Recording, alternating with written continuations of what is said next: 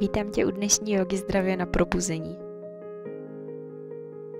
Srdečně tě zdravím a mám obrovskou radost, že se dneska přidáváš k dnešní praxi a že jsi věnoval čas pro sebe a pro svoje tělo.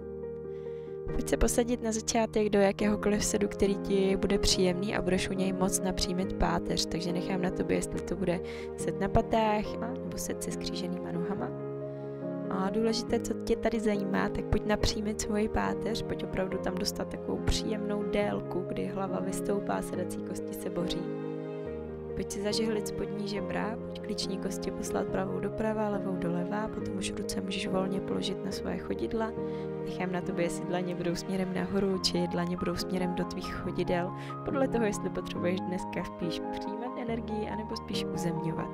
Rozhodni si sám nebo sama, co je dneska pro tebe to hlavní.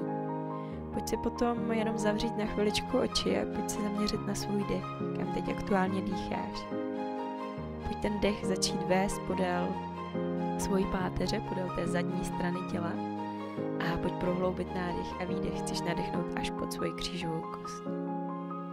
Dej si tady několik nádechů, výdechů a až potom budeš rozhodnutý a připravený začít svoji dnešní praxi, tak můžeš pomaličku otevřít oči. Pojď s nádechem spojit ruce nad hlavou do Anjali Namaskar a s výdechem jenom dojdi rukama před hrudník. Pojď ještě několikrát tenhle pohyb zopakovat s tím, že ruce roztáhneš směrem od sebe, otevíráš se dnešnímu dni a čemukoliv, co ti ten den a tvůj život může dneska krásného do toho dne přinést. Pojď se přes prostředníčky tady v tom vytáhnout směrem do délky a potom už ruce pojď spojit nad hlavou a přes Anjali mudru se můžeš dotknout jenom svého těla, svých úst a svého srdce. Je to taková mantra, a kdy říkáš, že tvoje myšlenky, tvoje slova a tvoje srdce jsou v jednotě. Tak několikrát ten pohyb pojď zopakovat, dej si tam čas, dej si tam svůj vlastní flow.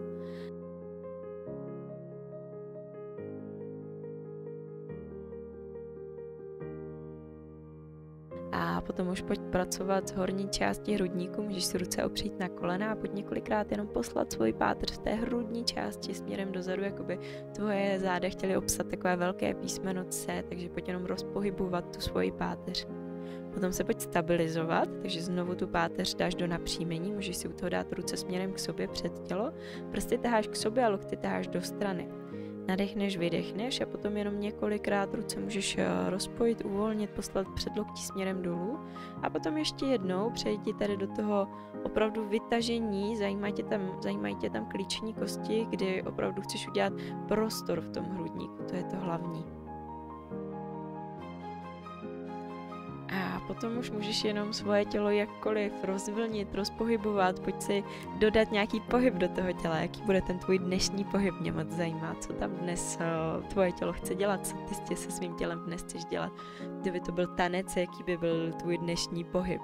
Takže jenom přejdi přes takovou svoji vlastní taneční flow, s tím, že se potom potkáme v sedu na patách, můžeš si klidně dát ještě obejmutí předtím, než tam dojdeš. Až potom dosytíš se tady tím svým dnešním vlastním pohybem, který tvoje tělo vygenerovalo, tak se pojď znovu posadit na svoje paty, pojď si spojit dlaně směrem k sobě, respektive ruce směrem k sobě, pojď udělat to, jako bys mezi svýma dlaněma držel vajíčko nebo menší míček a nechceš, aby ti tenhle míček vypadnul. Pojď potom jenom těma rukama rozkroužit zápěstí, můžeš několikrát to zápěstí otevřít, zavřít a zkrátka přivízt do svých rukou ještě nějaký další pohyb a potom znovu jenom s nádechem ty ruce pojď pomaličku otevírat směrem do strany. Je to takový široký obejmutí, ruce jsou spíš vepředu, určitě nejsou za úrovní tvých lopatek, takže se jenom vytáhni směrem do strany a potom už pomaličku přejdi do pozice kočky na všech čtyřech. V kočce je zase jenom základní pravidla, ruce jsou pod rameny, a tvoje kolena pod kyčlemi. Pojď několikrát odrolovat v kočce a hodně nás tady zajímá zase tvoje páteř, takže jdeš přes kost křížovou, přes svoje bedra, přes svůj hrudník, hlava jde úplně jako poslední. A znovu pracujeme v páteři, chceme tam co největší ten oblouk, ale chceme tam jít vědomně. Takže nezapomeň na to, jakým způsobem se chceš odrolovat, je to od té kosti křížové. A potom, když se vracíš znovu, první tě vytahuje ta kost křížová, potom tvoje bedra, hrudník a hlava jako poslední. Hlava nepadá, je taková jako dorovnávající poslední složka té tvojí páteře. takže se tam zase jenom pojď srovnat, dej si tam několik nádechů a výdechů. A potom už se potkáme v té neutrální pozici kočky, což znamená, že záda jsou v neutrálu. Pojď si potom natáhnout svoji pravou nohu směrem do délky, budou se opírat konečky prstů a jsme v prkně a teď jenom ta horní část trupu, vlastně jako jedna deska půjdeš celou cestu směrem dolů, taková příprava na čatarangy, takže jenom vlastně lokty jdou podél těla a ty se maličko předkláníš směrem dolů a jdeš jako jedna taková deska. Pojď to stejné zopakovat na druhou stranu, několikrát zopakuj několik nádechů, výdechů a potom už přejdi do pozice dítěte, ve které si na chviličku odpočiň, dej si pár nádechů, výdechů, pojď se zase propojit se svým dechem, pojď ten dech poslat podél páteře.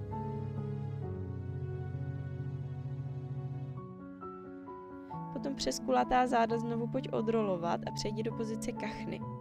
Jak to vypadá pozice kachny? Hlavou se taháš do jedné strany, sedací kosti taháš na druhou a tvoje ruce jsou podél těla jako tvoje křídla.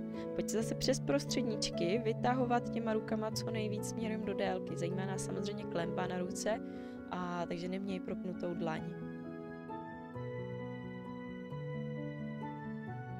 Potom znovu přejdi do sedu na patách, pojď si klidně spojit ruce do Anjali mudry a ze sedu na patách znovu se dostání do pozice na všech čtyřech a z té se rovnou vytáhni do psa hlavou dolů.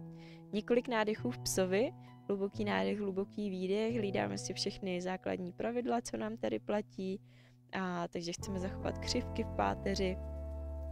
Znovu posílej svůj dech podél páteře, zajímá nás ta zadní struktura. Pojď potom toho psa pomaličku zase rozvlnit, rozhýbat, dneska to je takový taneční ráno, takže pojď tam zase dostat takovou větší radost, volnost, svobodu do toho pohybu. Takže můžeš několikrát prošlápnout zadní, spodní končetiny, prošlápnout si střídavě pravá, levá. A potom už přejdeme do takového vlnění, kdy zase tvoje tělo jdeš v linii, ale chceš znovu od svých beder vlastně udělat takovou vlnu a přejdeš do prkna a potom zase z toho prkna přejdeš do psa. Několikrát to zase zopakuj a potom se potkáme, že svýma nohama uděláš krok nebo skok směrem dopředu a potkáme se v hlubokém předklonu vepředu, kdy potom rovnou přejdi do rovného předklonu, což znamená tvoje záda jsou rovná, zadek je nad patama a kolena nejsou procvaknuté.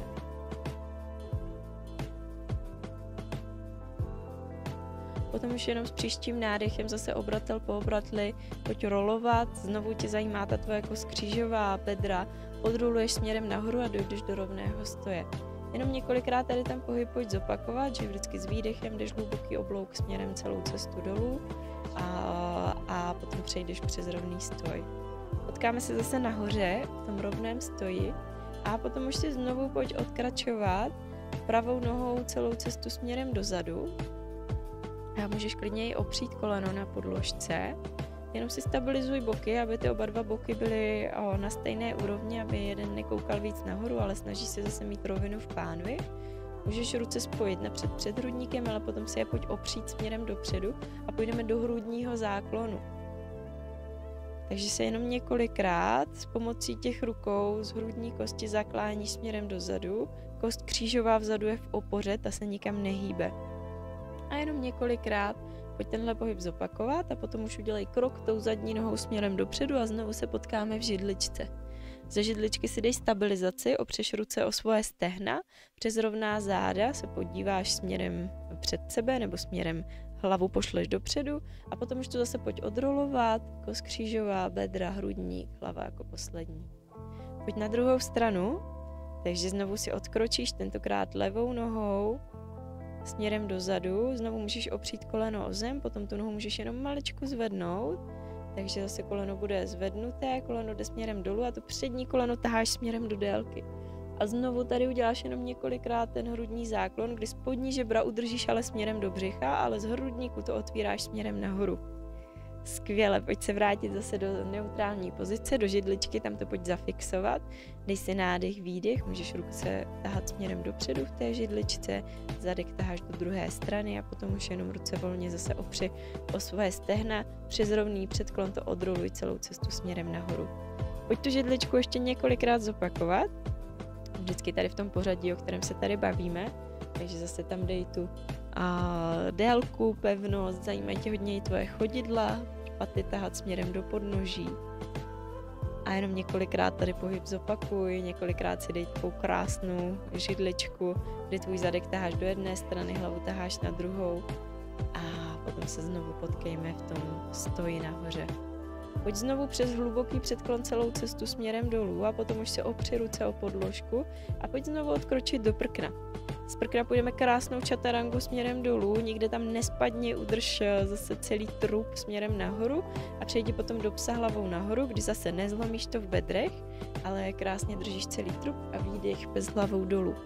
Znovu tady dej několik nádechů, výdechů podél páteře, pošli tam dech je život, tak tam pošli život do svého těla. A potom už jenom si přidáme trošku víc pozice síly, takže z toho prkna pojď vždycky jenom skočit směrem dopředu. Dáš takový skok do pozice žáby, přeskočíš jenom směrem dopředu a potom zase položíš ruce a odskočíš směrem dozadu do toho prkna. Jenom několikrát tady ten pohyb zopakuj, dáváme tam takovou větší dynamiku, naše kyčle pracujou a stehna celé spodní dolní končetiny pracujou.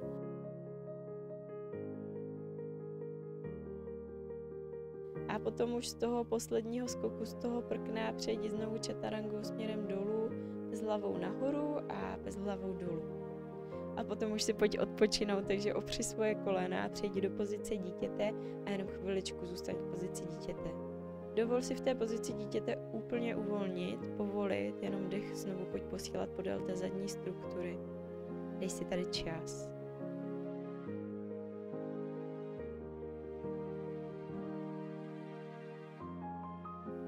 A potom už se pojď pomaličku znovu přes kulatá záda, takže tvoje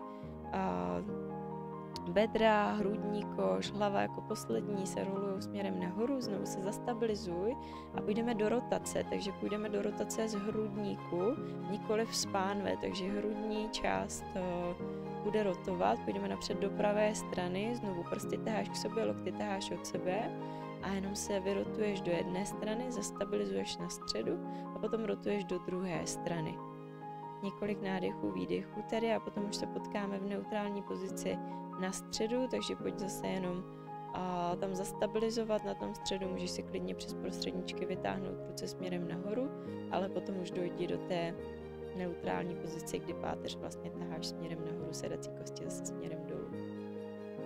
Tak půjdeme do lateroflexe, do úklony do strany, takže zase nás tady zajímá to, že se budeme napřed uklánět směrem do pravé strany, tím pádem tvoje pravá ruka chytá levé zápěstí a nechceš se tam zlomit. Chceš udělat to vytažení v co největším takovým velikým oblouku.